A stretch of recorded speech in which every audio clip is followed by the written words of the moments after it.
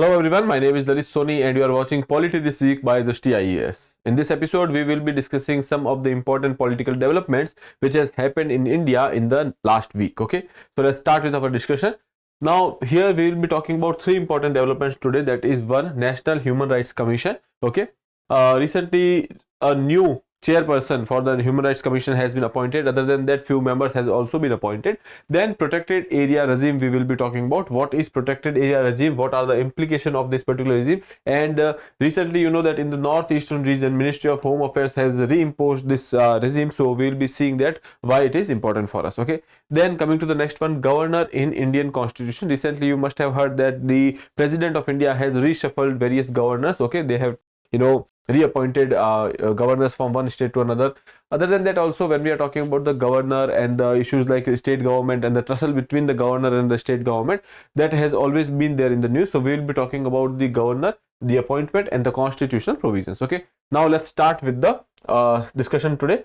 Now before that, I would like to discuss all these questions which was given to you in the previous lecture. Okay, so which section of the Bharatiya Nyaya Sanhita criminalizes the sexual intercourse under deceitful promise? Okay, so that is under 69, section 69 of the Bharatiya Nyaya Sanhita. Okay, now coming to the next one, that is POSH Act was enacted in compliance with which landmark Supreme Court judgment? So here Vishakha versus State of Rajasthan, Nirbhaya case, Arnesh Kumar versus Bihar, or Sakshi versus Union of India. So option A is the right answer, that is Vishakha versus State of Rajasthan. Okay, now let's move further to the third question, that is what is the role of question hours in enhancing the parliamentary productivity? Allows MPs to pass laws without debate. Now this will not increase the productivity, so you can say this will be ruled out. Then coming to the next one, provides a platform to question the executive. That can be one of the answer. Introduce private member bill. Now for the introduction of the private member bill, it is not done in the question hour, so we can say that it is also not the answer. Declare new government policies. This is not the answer. Now option B would be a right answer, wherein it provides a platform to question the executive. Okay, so in the question hour there are some certain questions which are asked by the, you can say, parliamentarians or the member of parliament to the executive, or you can say the MPs who are there in the government. Okay, so that is about this. Option B would be a right answer. And the last question, the NIA has power to investigate crimes across only one state, all states and the union territories of India, only central government institution and the international borders. Okay, so option B would be a right answer, because when we are talking about the NIA, that is National Investigation Agency, so that has the power to investigate in states as well as all the union territories. They do not even require a permission from the state. Okay, so option B would be your right answer over here. Now let's move further. Now before going ahead, I would like to tell you that on the occasion of New Year, we are having this New Year sale wherein we are providing 50% discount on all online pen drive courses and the test series. Okay, and on the distance learning programs and the books, we are offering 25% discount. Okay, and here you can get this discount from 28th to 31st of December. So you can avail this discount by clicking on the link which is given in the description, or you can call on this number, that is 87501 or you can download the Drishti Learning app and avail the discount. Okay, now let's move further. One more opportunity is there for you to enhance your preparation, that Drishti is conducting an all India open mock test for UPSC prelims 2025. This mock test will be conducted on 29th of December 2024 for the general studies paper only. Okay, GS1 paper only.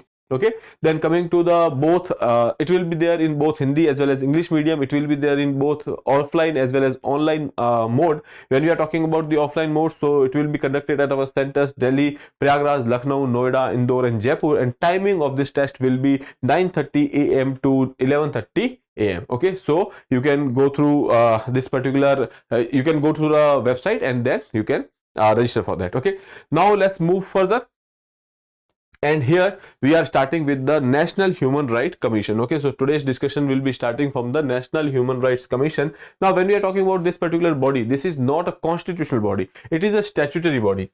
When we are talking about the statutory body, that means that there is a statute, okay, for which, or you can say there is a law from which this body has found its existence. Okay, so it is not mentioned in the constitution, but there is a statute, there is a law on the basis of which we have founded this particular body. Okay, now recently the chairperson has been appointed, new chairperson has been appointed. Now you will tell me in the comment box that who was appointed as the new chairperson for the National Human Rights Commission. Okay, now we will be talking about the static portion, we will be talking about the statute through which this came into picture. Other than that, how members are appointed, how they are removed, what is the term of service, all these things we will be looking into. Okay, so let's start with the discussion. Here you can see, according to NHRC, human rights are rights related to the life, liberty, equality and dignity of the individual, guaranteed by the constitution or embodied in the international convention and the enforceable by the courts in India. So here they are saying that there are various rights which are there, which are considered as human rights. Okay, even in our fundamental rights, there are certain human rights which are also included over there. Okay, and in India there are courts which are basically trying to enforce them. So this is about the, you can say, objective for which the Human Rights Commission was created, that is to safeguard human rights. Okay, then coming to the next one, it is the watchdog of human rights in India. Now obviously this is the defender, wherein you can say that if there is a violation, this particular body will be there to help. So that is why it is called as the watchdog of the human rights in India. Then it was established in 1993 in conformity with the Universal Declaration of the Human Rights. Here you can see international conventions they have mentioned. Okay, so we have this, you can say, the Universal Declaration for Human Rights, through which we have actually got the idea to come up with this particular body. Okay, now for which we have passed an act. The act is Protection of Human Rights Act, PHRA 1993, and through which we have conducted, or you can say established, this particular body. Now Human Rights Day is celebrated on 10th of December. You can remember this extra fact which can be important for you. Other than that, when we are talking about the National Human Rights Commission, that is there at the national level. Similarly, at the state level, we have the State Human Rights Commission. Okay, now here when we are talking about the State Human Rights Commission, they are also created through this particular you can say the same act which is there for the National Human Rights Commission. Appointment of the members is done by the governor and the removal will be done by the president over here. Okay, so that is about the State Human Rights Commission as well. Now let's see the composition. Now when we are talking about the composition, there will be 5 full-time members and 7 deemed members. Okay, now when we are talking about the 5 full-time members, so here you can see one will be your judge of Supreme Court. Okay, and that can be retired or sitting. Second member will be Chief Justice of a High Court. Okay, that can also be retired or sitting. Then there will be 3 other members. Okay, now these 3 other members, one of them would be woman, and these 3 members are basically expert from the relevant field. Okay, so that is there, out of which one shall be a woman. Okay, so this is the composition of, you can say, Human Rights Commission. 5 full-time members will be there, and then there are 7 deemed members. Okay, deemed members, or you can say the ex officio.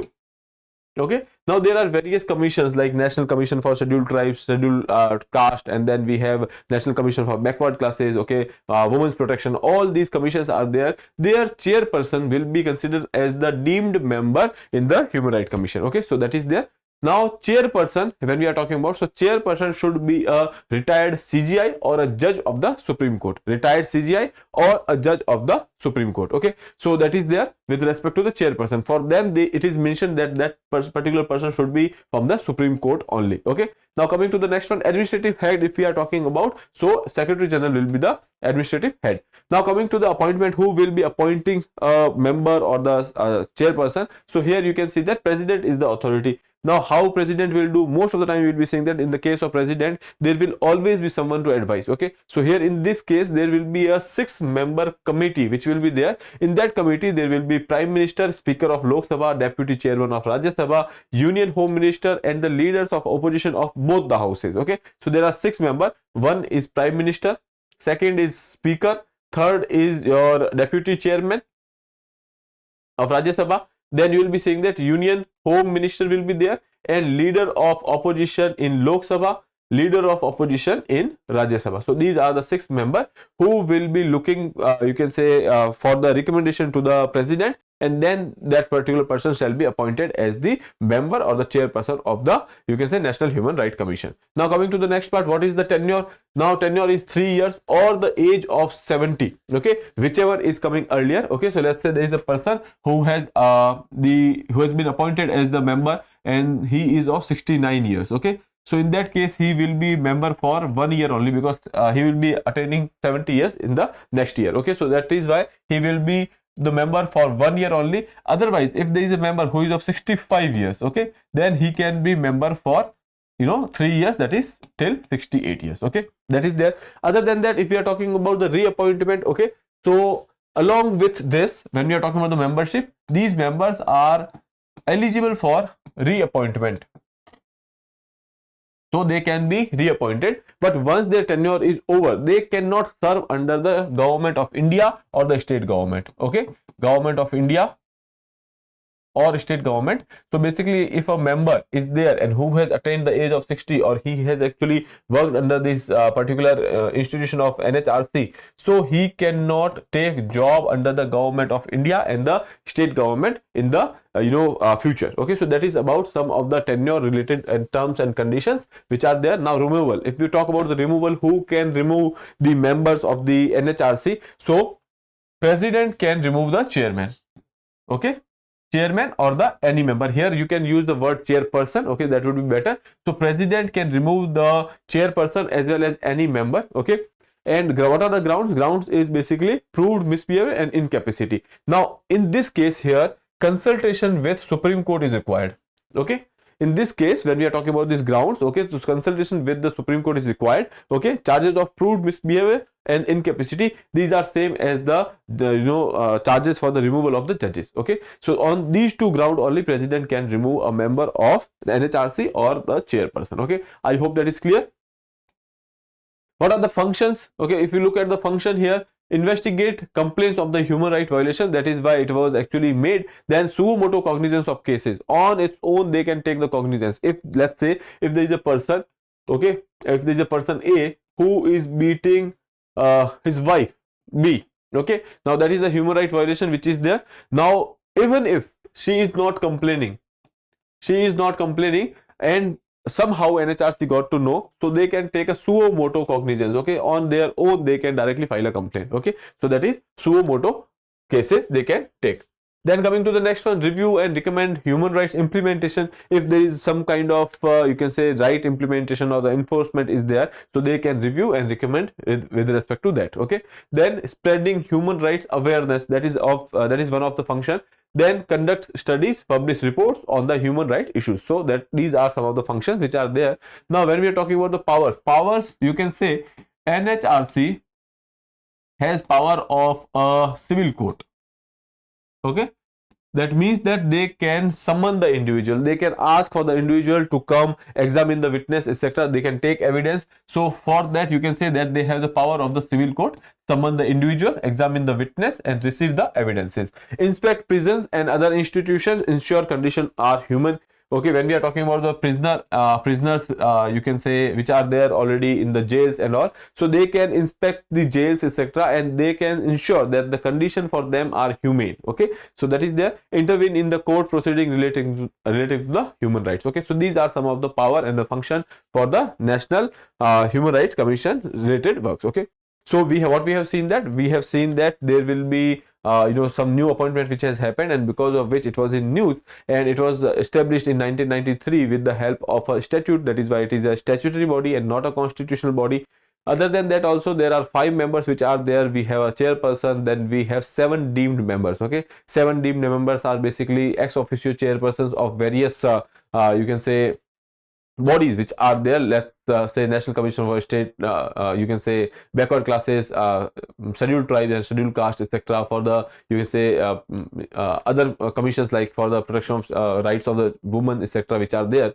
So all these there are 7 such bodies which has been considered, and their chairperson will be considered as the ex officio member of the National Human Rights Commission. Okay, Other than that, if there are when we are talking about the 5 members, out of which the one will be from the Supreme Court, that can be a sitting or retired judge, and then one will be a Chief Justice of a High Court, retired or sitting, and then 3 members will be there, out of which one has to be woman. Okay, so that is their appointment is done by President on the recommendation of 6 members committee, and removal will also be done by the President on the basis of 2 grounds. One is proved misbehavior and incapacity. When we talk about the powers, it has the power of a civil court. It can actually summon an individual, take witnesses, take evidences. Okay, so that is there. Other than that, also they can go for the investigation with respect to the human rights related violations, or they can also register a suo motu case, etc. So we have seen all these things with respect to the Human Rights Commission. Okay, now let's move further to the next one, which is basically talking about the protected or restricted area permits. Okay, now recently what has happened in that, when we are talking about the northeastern region, there is this issue of migrants, okay, illegal immigrants which are coming from the areas of Myanmar. Okay, we have seen that some of them are coming from the Myanmar. Okay, now considering that, it was said that these foreigners can be a threat to the people living over there or the national security, and that is why they have reimposed the protected area or the restricted area permit. Now it has been reimposed by the Ministry of Home Affairs. They only have power with respect to this. Okay, now when we are talking about this protected or restricted area permit, with the name it is clear that it is talking about some kind of restriction. Okay, in the simple word, what I would like to tell you is that, let's say this is particularly a region of a state. Okay, now if the whole region or the whole state is under protected area permit, that means that no foreigner can enter into this area without permission. Okay, without permission means that they have to ask permission from the Ministry of Home Affairs, and that ministry will be giving this permission. Okay, now there are some of the areas which are, let's say there are tourism which is allowed. Okay, so in this area, if you want to go, you can go. Okay, and you have to take, you can say, permission from the Ministry of Home Affairs. But if there is a sensitive area, okay, ministry might not allow you to go to this particular area. So this is basically a protected area regime, wherein we are not letting the foreigners, enter into the sensitive areas. Okay, mostly you will be seeing that they are some around the borders. Okay, so we will be talking about this in detail. So let's start with our discussion now. Now here you can see Ministry of Home Affairs imposed a protected area regime in states of Manipur, Nagaland and Mizoram. Here you can see Mizoram, Manipur and Nagaland. Now these are having a border with Myanmar. So it is clear that, as I told you, that there is the incursion from the Myanmar, and that is why on the border areas they have put this protected area regime. Okay, to restrict and monitor the movement of the foreigners would have to seek permission and protected area permits from the government. Okay, so that is the rationale behind putting this particular protected area regime. Now let's see what is this regime. Okay, it is introduced under the Foreigners Protected Area Order 1958 under Foreigners Act 1946. Okay, so Foreigners Act 1946 provide for this, and under this there is this order which has been issued, and through which order we are going for the imposition of this particular regime. Okay, now it created to regulate the movement of foreigners in sensitive areas near international border, which we have already discussed, apply to the regions between the inner line and the international border. Inner line or international border, when we are talking about, let's see. Okay, don't mind my you can say the drawing. So this is the area of our northern borders. Okay, and here we have this area, that is basically our Jammu and Kashmir. Okay, now this is the border. You can see this is the international border. Okay, and this is the inner line. So inner line means that inner you can say border of the, you can say, state. Okay, so between this, now this area can be considered for the protected area regime if there is some kind of threat. Okay, so if government says that we have to go for the protected area regime in this area, they can go for it. Okay, now coming to the next part over here, objective. Before that, you can see applies to the region between the inner line, that is the inner line over here, and the international border, which is over here, and areas close to the Myanmar in the state. Right now they are talking about the Myanmar because obviously we have seen that incursion is there from the Myanmar. So in case of Myanmar, what will happen is that, so here you can see this is the international border. Okay, and here you can see this is the inner line. Okay, Now they will be going for putting this protected area regime in this area. Okay, so that is the whole thing which has been discussed over here. Now objective is to ensure national security by restricting foreign nationals access to the sensitive regions. So we have seen that if there are sensitive regions, then we will try that the foreigners are not entering into that particular area. Okay, area that lies between the inner line and the territories occupied by the indigenous tribes are known as the restricted area. Now they are saying that if there is a place where these territories are habited by the, you can say, various communities which are living over here, okay, indigenous tribes which are living over here, so in that area restrictions are there, so this is called as the restricted area. Okay, so basically this is some kind of cap or the restriction which has been imposed by the government of India on the movement of foreigners in the sensitive states. Okay, now area covered, if we talk about since 2010, if we see what are the area which has been covered, so here you can see it applies to all of the Arunachal Pradesh, Sikkim, Manipur, Mizoram, Nagaland, part of Jammu and Kashmir, Rajasthan, Himachal Pradesh and Uttarakhand. Now here you can see Arunachal Pradesh, Sikkim, Manipur, Mizoram, Nagaland, Jammu and Kashmir, Rajasthan, Himachal Pradesh and the Uttarakhand. Now here all of these are border areas. If you look at this area, Arunachal Pradesh, you know that this is having a border with China. Sikkim, you are aware that it is having border with China, Nepal and Bhutan. Then you will be seeing that Manipur, Mizoram, Nagaland, these are the area which has the border with you can say Myanmar. Okay. Then coming to the Jammu and Kashmir, it has border with Pakistan. Here you can say Rajasthan has a border with Pakistan. Himachal Pradesh and Uttarakhand has a border with Nepal. When we are talking about the Uttarakhand, that is having border with Nepal and you can say China. And when we talk about Himachal Pradesh, it is having a border with China. Now considering all these things, you can say that these are all border areas. That is why they have put some kind of restrictions over here. In 2010, there was some kind of relaxations which were made for the Manipur, Mizoram and the Nagaland. Okay, Manipur, Mizoram and Nagaland, they have relaxed the norms over here. So from earlier there was throughout the state it was there, but they have relaxed it, and recently in 2024 they have reimposed it for the all of the state. Okay, so that is the change which has been made. Okay, now reimposed these states particularly due to the security concern related to the illegal migrants and the border management. Okay, now how to obtain a PAP? If you want a permit, if you want to visit these areas, if you are a foreigner and if you want to go there for the tourism, etc., so here you can say it can be secured from the Indian missions, Ministry of Home Affairs, district magistrates and resident commissioners of the state, home commissioners or the foreigners regional registration office. Okay, so these are the places from which you can get this particular you can say permission. Okay, so this is about the protected area permission, protected area regime, okay, or the restricted area regime. I hope that is clear. Now we can move further to the next one.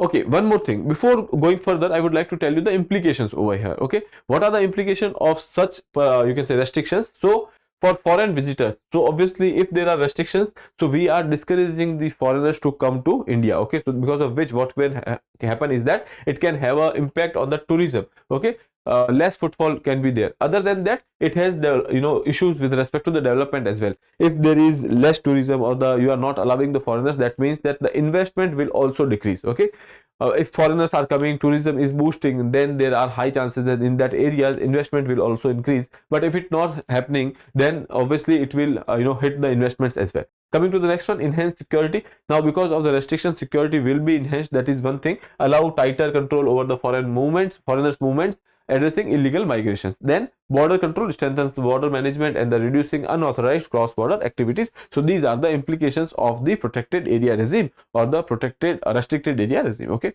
now let's move further. President announces governor of 5 states. So here we will be talking about the governors, because obviously it is not important that we know that which you can say states has been changing the governors, but the thing is how these are done, what is the process for the appointment, etc., that can be important. Now if we talk about the governor, article 153 to article 162 are the articles where governors work are you can say largely mentioned. Okay, now what is the role of the governor? So the role of the governor is like that of the role of president in the center. Similarly, governor has same role in the you can say state. Okay, so when we talk about the president, you know that president is part of the parliament. Okay, now we have a parliament, and in that we have president, we have Lok Sabha and we have Rajya Sabha.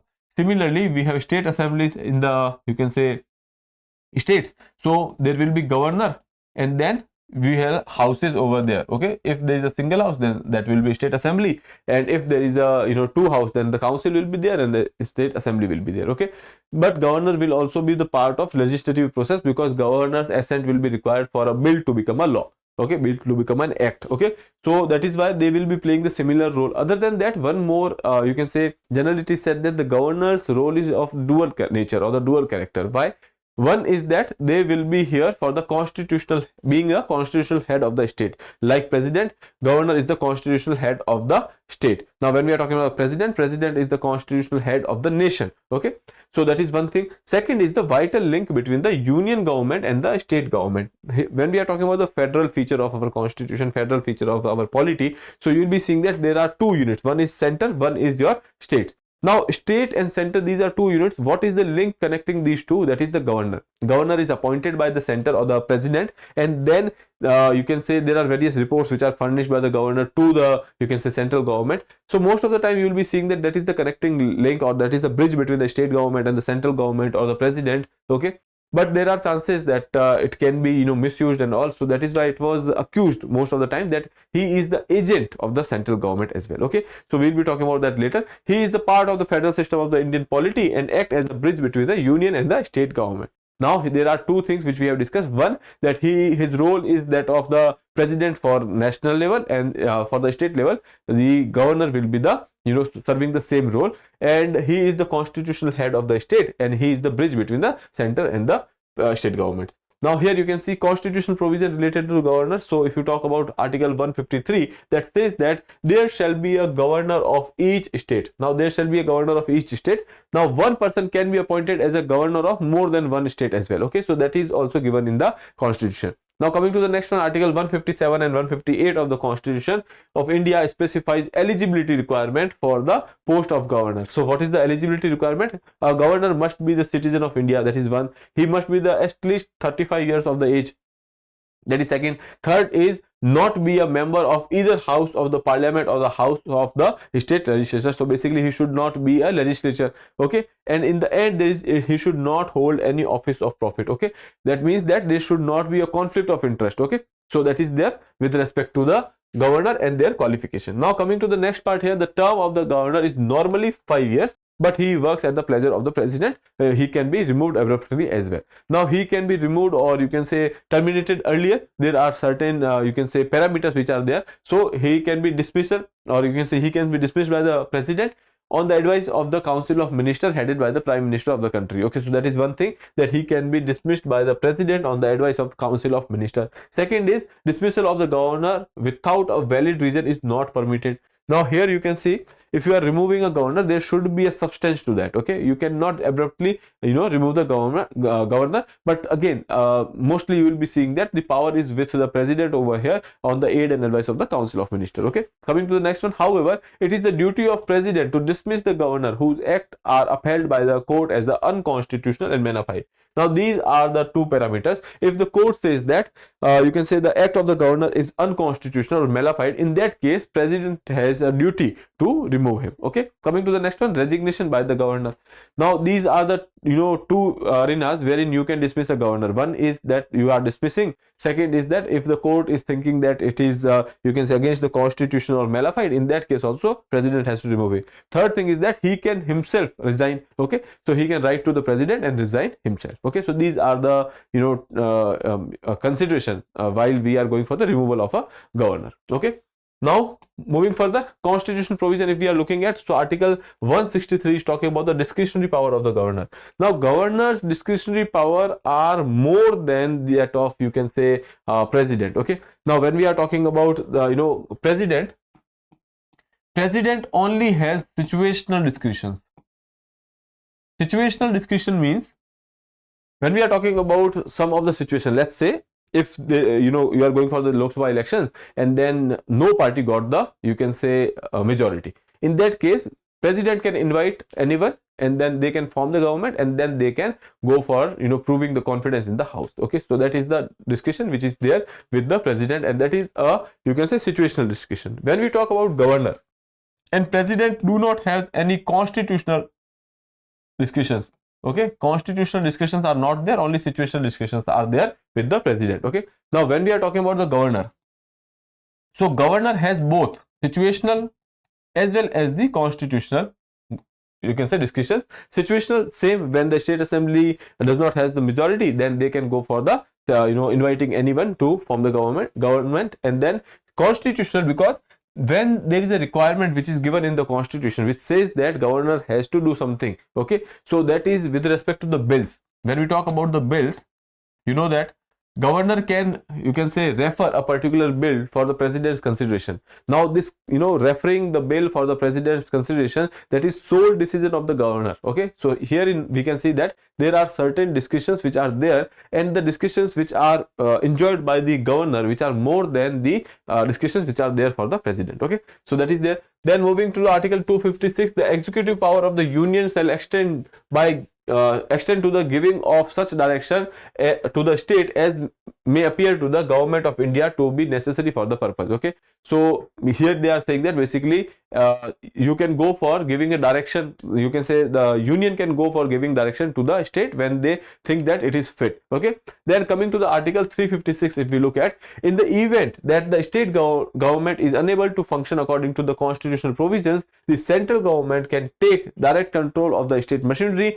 The state's governor issue the proclamation after obtaining the consent of the president. Okay, now there are two things. One, here if the you can say union is thinking that the constitutional machinery is not working fine, or the constitutional machinery has been broke down in the state, in that case they can actually give the president can give the consent to the governor, and governor can be going for the, you can say, president's rule over there. Other than that, also governor can send a report saying that has happened, or the constitutional machinery is not working fine. In that case also president can give the consent for the president's rule. Okay, so this is about the governor, some of the powers, some of the provisions with respect to the governor. Now when we are talking about the issues, what are the issues with respect to the governor and the state government? Most of the time you will be seeing, so generally they say that one is the tenure issue. The tenure is generally 5 years, but it is on the pleasure of the president. Okay, so that is one thing, so that person can be removed at any time. Coming to the next one, that is the political appointment. When we are talking about the governor, the appointment of the governor, that is done by the president on the aid and advice of the council of ministers. Now council of ministers is belonging to a political party. Okay, so that can be a political appointment. Then moving for the non-partisanship violations. Okay, now when we are talking about the you can say neutral nature of the governor, that should be the case, but most of the time you will be seeing that since it is a political appointment, there can be a bias which can be there, or you can say government might go for choosing a guy which has such kind of bias. Okay, that should not be the case, but that is how it is working. Okay, so instance of the governor supporting the ruling parties is there. Coming to the next one, discretionary power. Sometimes there is a misuse of the discretionary power. You must be seeing that there are various times when governors has sit on the bills. Okay, the state governments has actually moved to the courts, etc., but they have misused the discretions which are given in the constitution. Coming to the next one, central intervention. Central government's control over the state governance. Most of the time it is accused that the governor is basically agent of the center, and they are basically letting you can say central control the state indirectly. So that is one of the issue which is there. And ministerial advice, governor acting merely as an advisor to the ministers, that is also one thing, because as I told you, that is the constitutional head only. Okay, most of the powers are with the, you can say, ministers and the chief minister. Okay, so this is about the governor and the important constitutional provisions related to that and the issues. Okay, so I hope that is clear. Now we will be having a small test for you which you have to attempt and then answer to me in the comment box. Who can remove a governor from office? President of India, chief minister of the state, the prime minister of India, and the state legislature. So you can attempt this question and answer to me in the comment box. Next is, who appoints the chairperson of the National Human Rights Commission, NHRC, in India? The president of India, prime minister of India, chief justice of India, and the home minister. Okay, coming to the next one and the last question, that is, what is the primary objective of declaring a region as a protected area, or PAP? Here you can say to promote economic development, to prevent foreigners from accessing the sensitive or the strategic area, then to establish large scale industrial region or the zones, to enhance local governance and the infrastructure. So you can attempt all these questions and answer to me in the comment box. Okay, for more informative content, like, share and subscribe, and do not forget to press the bell icon to get the notifications.